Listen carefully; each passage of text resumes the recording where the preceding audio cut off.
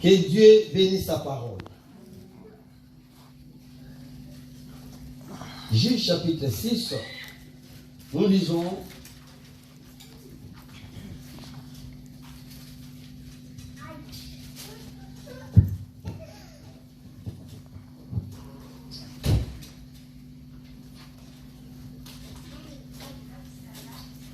à partir du verset 36. Amen. Gédéon dit à Dieu, si tu veux délivrer Israël par ma main, comme tu l'as dit, voici, je vais mettre une toison de laine dans l'air. Si la toison seule se couvre de rosée et que tout le terrain reste sec, je connaîtrai que tu délivreras Israël par ma main, comme tu l'as dit. Et il arriva ainsi. Le jour suivant, il se leva de bon matin, pressa la toison et en fit sortir la rosée qui donna de l'eau plein une coupe. Gédéon dit à Dieu, que ta colère ne s'enflamme point contre moi, et je ne parlerai plus que cette fois. Je voudrais seulement faire encore une épreuve avec la toison. Que la toison seule reste sèche, et que tout le terrain se couvre de rosée. Et Dieu fit ainsi cette nuit-là. La toison seule resta sèche, et tout le terrain se couvrit de rosée. Amen. Psaume 19. Ayons l'habitude, quand on lit les 2 ou 3 premiers versets de la Bible, on se tient debout pour l'autorité de la parole. Tenons-nous debout. Psaume 19. Je dis au nom de Jésus. Amen. Le jour en instruit un autre jour. La nuit en donne connaissance à une autre nuit. Amen. Que Dieu bénisse sa parole. Lis Ésaïe, pendant que nous sommes debout, Ésaïe chapitre 8, à partir du verset 18.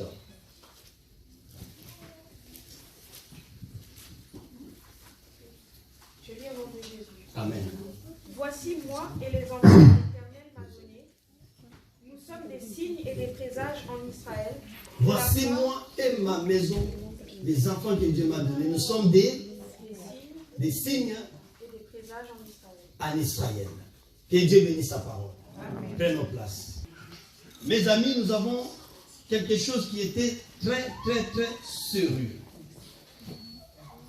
Les choix à faire, mais qui demandent une obligation d'un signe. Vous savez, beaucoup dans la vie, ils se sont retrouvés dans des places où qui n'étaient pas le leur. Parce que ils ont fait des choix qui étaient selon l'apparence. Ils ont fait des choix qui étaient selon leurs parents. Ils ont fait des choix parce que l'autre l'avait parlé. Amen.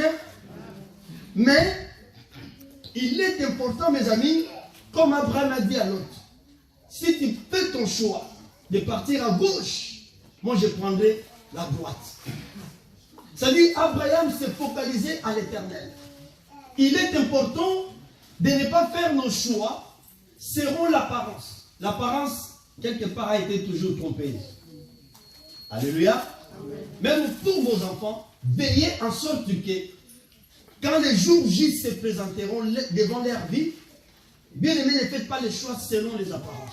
Bon, je vois la famille me va parce qu'ils ont beaucoup d'argent.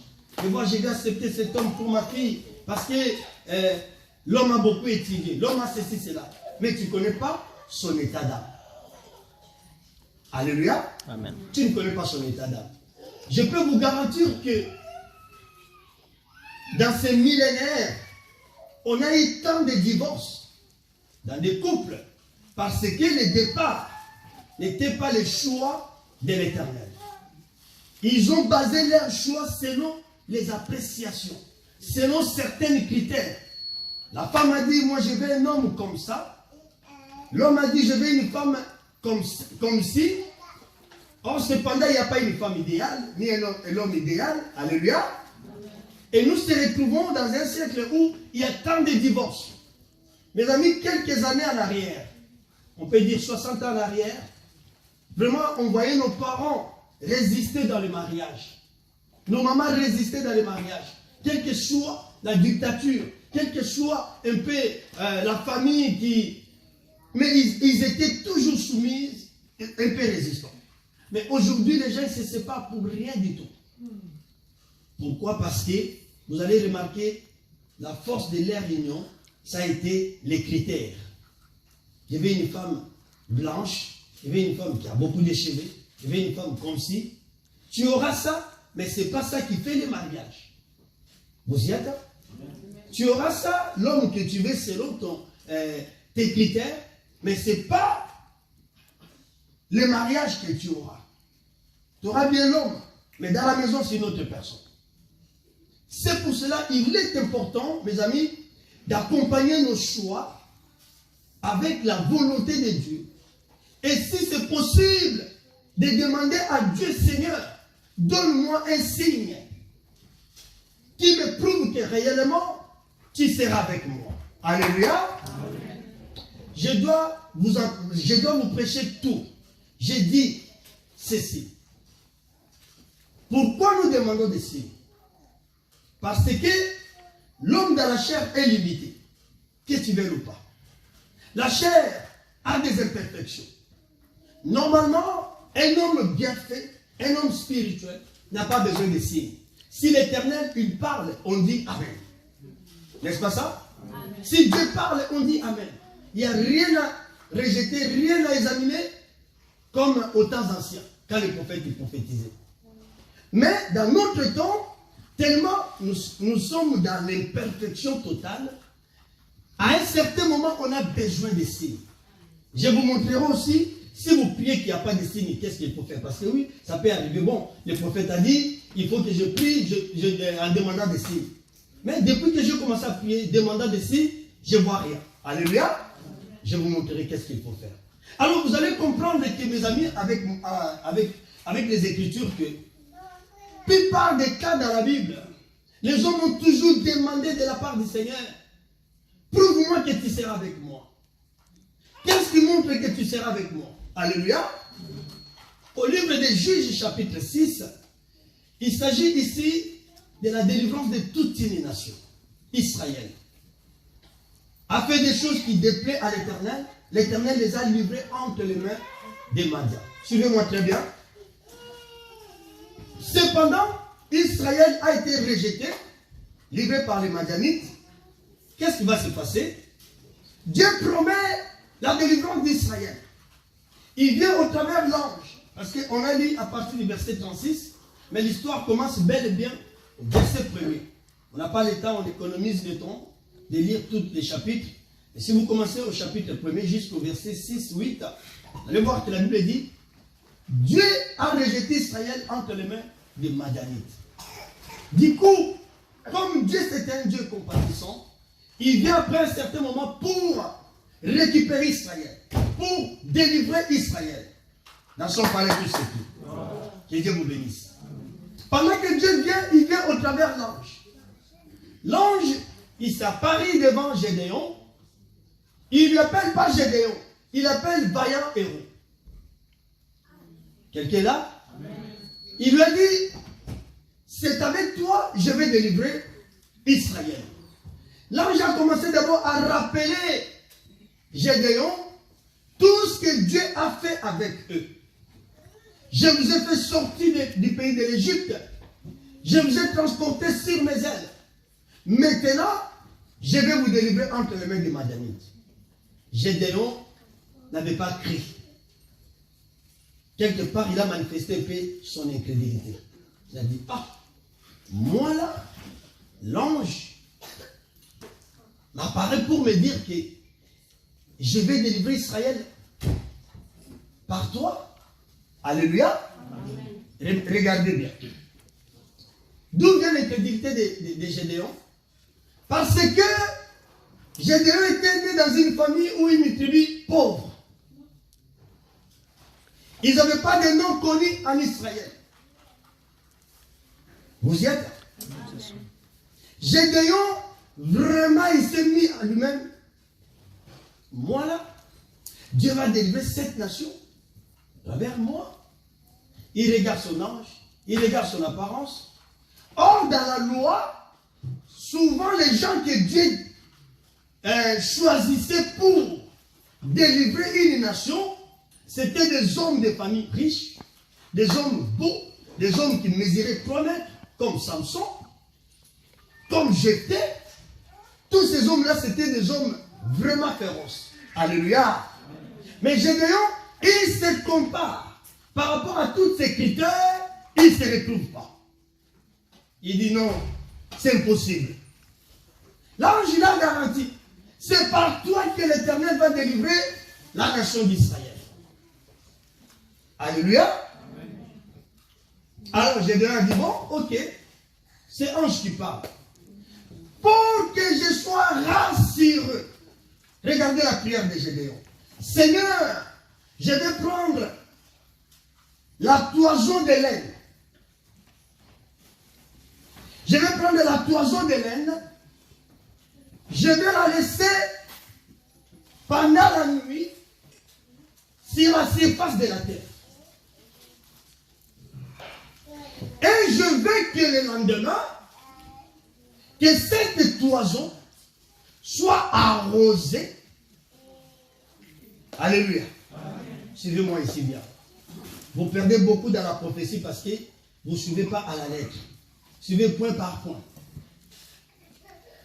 Gédéon a dit, je prends une toison de laine. Je vais la laisser sur la surface de la terre.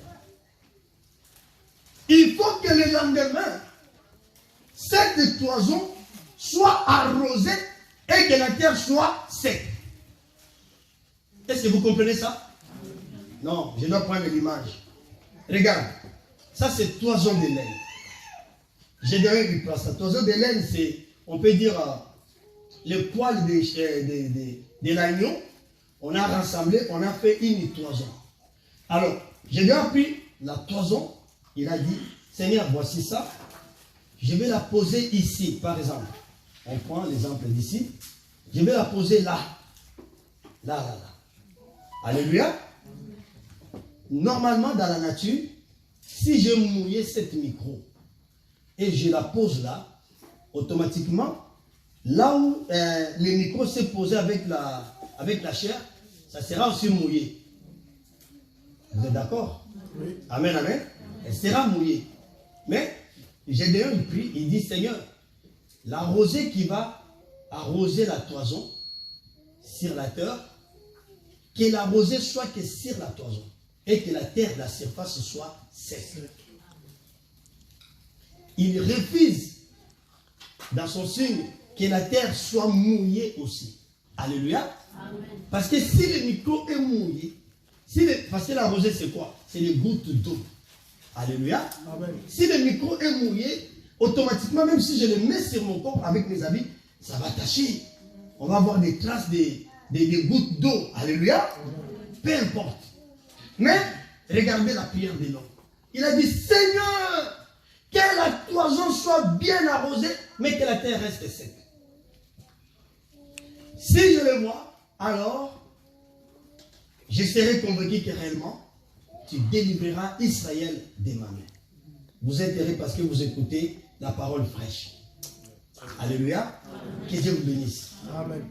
Le lendemain, Gédéon, il vient, il regarde la toison réellement comme il avait prié. Oh mes amis, arrêtons de prier n'importe comment. Seigneur, tu chasses quoi? À chaque problème, il y a un démon. Mais non. Ça peut être aussi, les problèmes sont venus pour que Dieu manifeste sa gloire. Dieu a dit à quelqu'un, cette maladie, ni ses parents, ni l'enfant, mais pour que les œuvres de Dieu soient manifestées. Il faut, avant de prier, de dire, Seigneur, comment je vais prier d'abord face à tel problème? Seigneur, donne-moi des paroles de prier. Ne prie pas parce que quelqu'un est devant la télé et vous dit, bon, là où vous êtes, levez-vous, je vous vois nombreux, commencez à prier. Mais non. Il peut faire des choses charnellement qui n'est pas lié avec le Saint-Esprit. Nous ne sommes plus au temps de la loi. Alléluia. Peuple de Dieu, Gédéon demandé que la toison soit arrosée. Le lendemain, il vient, ce qu'il avait demandé, il a retrouvé. Regardez, il n'était pas toujours convaincu. Gédéon, il retourne. Il dit, Seigneur, s'il te plaît, ne t'énerve pas. Alléluia. Ne t'énerve pas. Je demande la deuxième signe. Il a dit, maintenant, je vais déposer la toison au même endroit. Que la rosée tombe, mais que la toison soit sec et la terre soit arrosée. Donc, en quelque sorte, c'est le contraire du premier signe. Alléluia. Amen. Mes amis, c'est là où moi je pose la question. Bon, Dieu m'a appelé. Qu'est-ce que Dieu m'a dit? Quel est le signe que Dieu m'a montré? Amen, amen. Aujourd'hui, on a tant de hommes qui deviennent archibishops, apôtres. C'est pour cela qu'on a tant de scandales, peuple de Dieu. Quel est le signe? Tu es venu en France. Est-ce que Dieu t'a convaincu de venir en France? C'est ta terre de bénédiction? Tu veux inviter ta maman, tu veux appeler tes frères des régions d'ici en Europe. Tu as déjà tout préparé. Ils vont habiter ici, ils vont faire. Est-ce que c'est le plan de Dieu? Dieu t'a dit qu'ils seront bénis dans cette ville. Il faut demander. Ce n'est pas parce que tu es là, toute ta famille va venir ici. Amen, amen, amen. Très important. Ce n'est pas parce que toi tu es marié, une femme de ta tribu, et que tous tes enfants ils doivent aussi marier les femmes de ta tribu. Tu peux être Kassaïen, il va aller se marier avec un Mungala. Si c'est le plan de Dieu. Alléluia. Mais il faut que tout cela soit accompagné avec des critères de choix et des signes possibles, mes amis. La ligne, moi, on en a comme avocate. Oui, mais priez. Est-ce que réellement c'est le plan de Dieu? C'est dans son destin? Seigneur, si vraiment tu veux que mon fils soit un avocat, donne-moi des signes. Moi, c'est ça mon vœu. Mais je ne vais pas me tromper. Donne-moi des signes pendant la nuit. Parle-moi au travers les gens. Dieu parle d'une manière et d'une autre. Dieu, il nous écoute toujours. Vous y êtes là? Alors, je serai obligé d'interpréter les signes et aussi vous donner la vie. Regardez ici, la toison, dans les premiers signes, conserve la rosée et la terre sec. Donc, vous comprenez, comme on a lu au livre des Psaumes, j'évite d'écrire parce que ça n'efface pas. Comme on a lu au livre des Psaumes, la nuit instruit un autre nuit. Les jours donnent connaissance à un autre jour. Dans Psaume 19, est-ce qu'on a des nuits? Non. Alléluia. C'est une nuit, mais avec des enseignements. L'autre, il enseigne l'autre. Donc, le Psaume 19 qui nous dit la nuit enseigne une autre nuit, les jours donnent connaissance à un autre jour, c'est tout simplement ce qu'a fait Gédéon. Son premier signe. Alléluia. Amen. On est obligé de faire, même si ça ne va pas être facile, on va trouver d'autres moyens. Donc, premier signe de Gédéon, ici, vous avez remarqué que ça donne connaissance au jour. Donc, à la lumière, au lever du soleil, Gédéon a rendu compte, oui, l'Éternel m'a exaucé. Alléluia. Amen. La nuit a instruit les jours. On revient ici au deuxième signe. Mes amis, elle donne maintenant l'explication aux premières nuits. C'est ce que Psaume a dit. La nuit enseigne l'autre nuit. Les jours enseignent les jours. Alléluia. Mais on n'a qu'un seul signe. Auquel l'autre enseigne l'autre et l'autre qui enseigne l'autre. Alléluia. Alors, la toison est là, mes amis. La toison est là. Posée sur les surfaces de la terre, on peut dessiner ça comme ça. Il y a la rosée sur la toison, mais la terre est sec. Et l'autre côté, c'est pas pareil. On a la toison, mais la toison est sec, comme dit la Bible, et la terre est bien arrosée. Vous y êtes? Soufflez, nous allons un peu monter pour expliquer ce mystère. Allons-y au livre de Genèse. Nous allons commencer dans l'ombre pour descendre dans la réalité. Très important. Et vous allez aimer. L'écriture s'interprète en elle-même. Amen. C'est pas bon. Moi je vois ici, comme la toison a été arrosée, vous serez arrosé. Non. Il faut, l'écriture parle d'elle. Genèse chapitre 27. Lisons le verset 28. Que Dieu te donne de la rosée du ciel et de la graisse de la terre, du blé et du vin en abondance. Alléluia. Que Dieu te donne la rosée du ciel. Ici, Isaac il parle à qui? À Jacob. Ah, vous n'avez pas compris? Je lis juste le verset pour économiser le temps. Bon, on va essayer un peu de lire l'histoire. Allons-y, ma sœur, même chapitre. Lisez à partir du verset.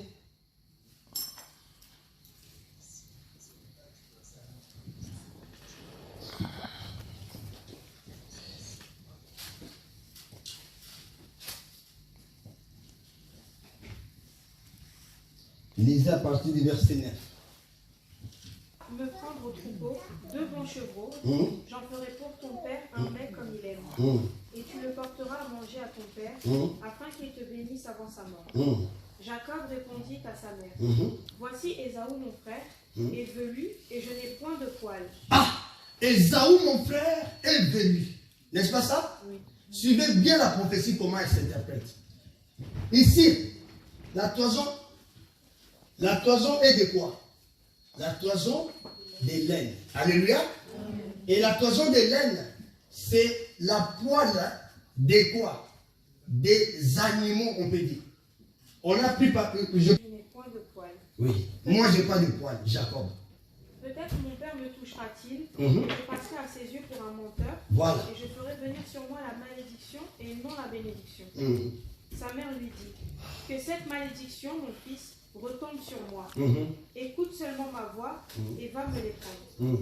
Jacob alla les prendre et les rapporta à sa mère, qui fit un mets comme son père aimé. Ensuite, Rebecca prit les vêtements d'Ésaü, son fils aîné, les plus beaux qui se trouvaient à la maison, et elle les fit mettre à Jacob, son fils cadet. Elle couvrit ses mains de la peau des chevreaux et son cou qui était sans poil. Donc, qu'est-ce qu'elle va faire, Rebecca? Elle s'est rendue compte que Jacob, là, c'est les pommes de main, n'a pas de poil. Suivez très bien. Alléluia. Jacob n'a pas de poil. Son cou aussi n'a pas de poil. Bon, je vais l'habiller d'un vêtement d'Ésaü. Quand le père sentira l'odeur, il va dire effectivement, c'est mon fils Ésaü. Parce qu'ici, Isaac était vieux, il était prêt à la mort. Et comme à la loi, avant de mourir, il faut bénir le premier enfant. Il faut laisser l'héritage au premier enfant. Je te bénirai avant ma mort. Rebecca entendit cela. Elle fait des politiques pour que la bénédiction retombe sur Jacob. Alléluia. Maintenant, regardez la manière, les mouvements, les gestes que Rebecca est en train de nous enseigner.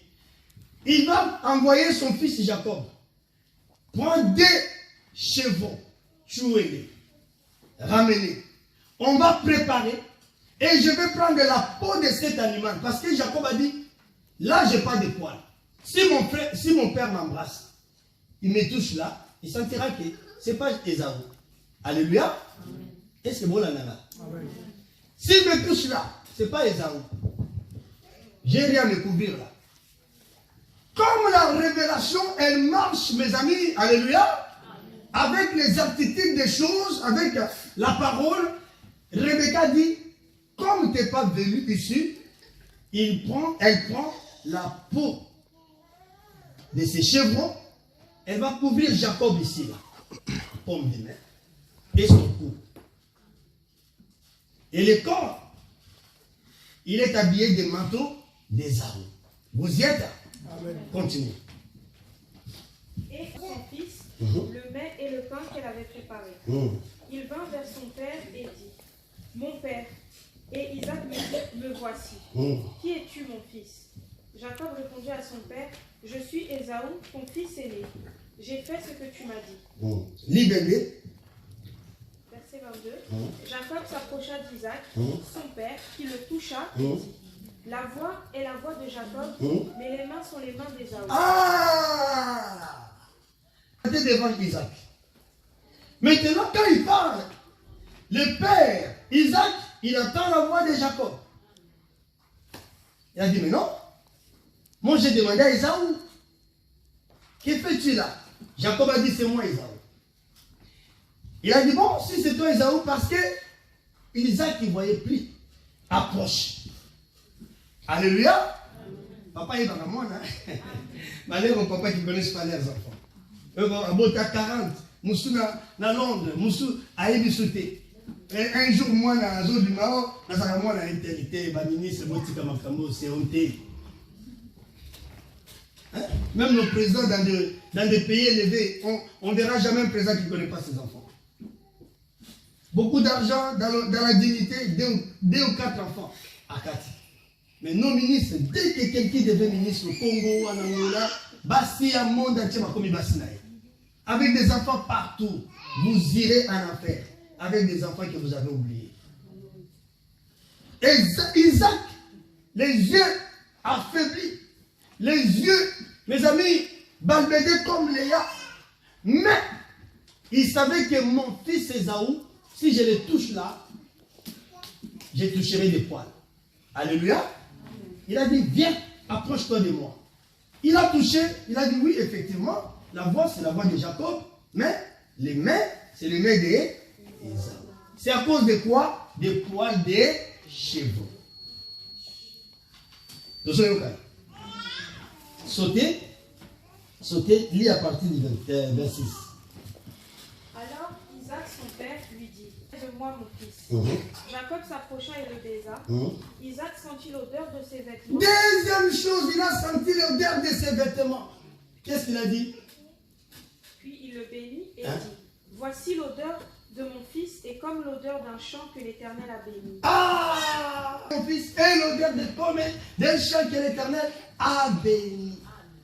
Or, la toison ne vient pas des éléments de la terre, des éléments du champ. Alléluia. Amen. Allez-y. Allez-y, on va finir là. Que Dieu te donne la rosée du ciel. Alléluia. Amen. On peut s'arrêter là. Que Dieu te donne la rosée du ciel. Sans le vêtement d'Ésaü, sans les mains vêtues par la peau de chevreau, alléluia, il n'allait pas voir la rosée. On est d'accord? Amen. Il n'allait pas la voir. Donc nous comprenons, lorsque les frères Gédéon, il dit, Seigneur, je laisse la toison ici. Il faut que le lendemain, je retrouve la toison bien arrosée. Vous y êtes? Amen. Et que la terre soit sec. Donc nous comprenons tout simplement, c'est le mystère qui s'est passé entre Ésaü et Jacob. La toison arrosée, c'est Ésaü qui s'est vêtu, plutôt, c'est Jacob qui s'est vêtu de la peau des chevaux et des vêtements d'Ésaü pour recevoir la rosée du ciel. Amen. Alléluia. Amen. Autrement, si cette toison n'avait pas la peau des animaux, n'allait pas être arrosée. Yes. N'allait pas être arrosée. Vu qu'il y avait la peau des animaux, la toison a été arrosée. Alléluia. Amen. Et la terre qui reste sec, nous comprenons que c'est Ésaü qui manque la bénédiction. C'est Ésaü qui rate le droit d'aînesse. Raison pour laquelle, quand ils étaient encore des enfants, Ésaü avait livré son droit d'aînesse à qui? À son frère. Alléluia. Amen. Et c'est là, cette l'ombre nous permet de comprendre que c'est signe de Gédéon. En passant par l'ombre de Genèse 27, ça nous permet de comprendre ce qui s'est passé entre Jésus et ce qui était venu avant Jésus. La Bible dit le lendemain, au livre de Jean, chapitre 1er, verset, je crois, 27 par là, la Bible dit, le lendemain, lorsque Jean l'a vu, il a dit à ses disciples, voici l'agneau de Dieu qui ôtait les péchés du monde. Alléluia. Et vous allez remarquer, suivez-moi très bien, vous allez remarquer que Jean vu Jésus, il a dit, voici l'agneau. Nous comprenons que celui qui était mort sur la croix, c'était un animal. Pourquoi c'était un animal? Parce que nous, on avait besoin des poils des animaux. Amen. Parce que pour que le Père nous agréille, yes, on ne devait pas se présenter avec une autre identité. On devait se présenter devant le Père avec une identité d'un animal. Autrement, mes amis, si Christ était mort comme un homme, alléluia, nous, on n'allait pas être bénis. Dans le contexte où je parle. Alléluia. Amen. Il fallait que Christ soit mort comme un animal. Amen. Parce que depuis le jardin, hein, lorsque Adam était tombé, il a fallu la mort d'un animal. Amen. Comme Dieu ne change pas, alléluia, il a fallu que le même scénario se répète avec le deuxième Adam. Amen. C'est pour cela 1 Corinthiens appelle Christ le second Adam. 1 Corinthiens 15, 45 à 52. Voici le second Adam qui vient du ciel. Alléluia. C'est de sa peau, mon frère Delon, que nous sommes vêtus. Et quand nous nous présentons devant Dieu, malgré nos fautes, malgré nos malédictions, malgré tout ce qu'on peut en avoir, lorsque nous nous présentons devant Dieu, au nom du Seigneur Jésus-Christ, Dieu nous écoute. Amen. Dieu pardonne nos péchés. Yes. Il nous agrée.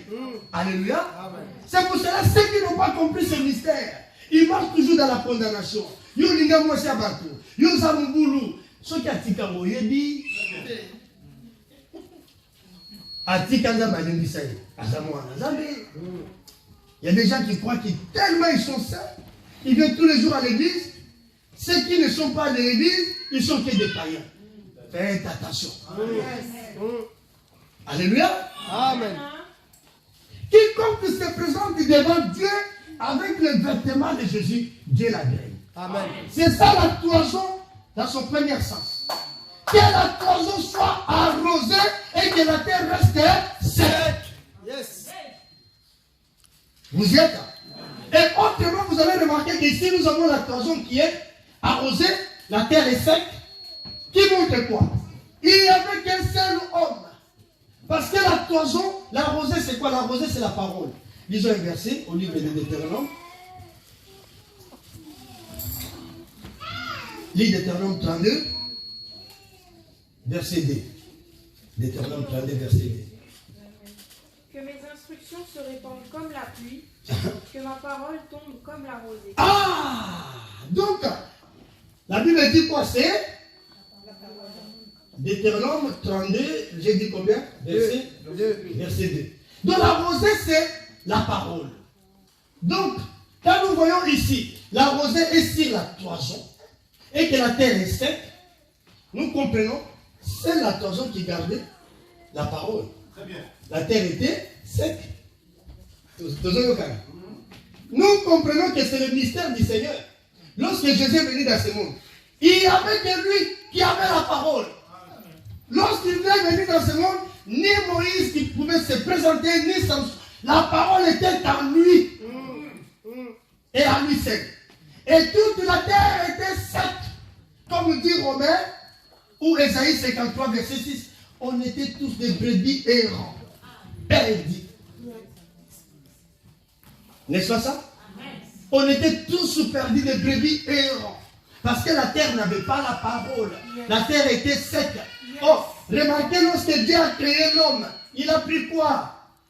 La poussière de la terre. Donc la terre dont on parle ici qui est sec, c'est Adam dans son premier état. Alléluia. Donc c'est Adam dans son premier état qui est sec sans la parole de Dieu. Il a fallu quoi? Qu'on souffle sur ses narines, que Adam devienne une âme vivante. Or le soufflement, lorsque Dieu souffla, Dieu dégage ce qui est en lui. Dieu meurt, il donne la vie à Adam. Amen. Dieu disparaît, il apparaît dans Adam. Amen. Et Christ, vous allez remarquer, lorsqu'il est venu, la terre était sec. Tout le monde était chaos. On était tous des brebis errants. Des brebis perdus. Alléluia. Amen. Que devait faire Jésus? Faire une œuvre qui va ramener la terre à la hauteur de leur donner la parole. De sécher la terre, mais de mouiller maintenant la terre. De donner la terre un sens. De donner la terre la parole. Vous y êtes? C'est pour cela, au livre de Jean, chapitre 17, Christ a dit, Père, avant de mourir, Père, tout ce que tu m'avais donné, comme la parole, la pessi, pardon. La pessi, pardon. Donc nous comprenons, Christ qui meurt, il est surtout à l'église.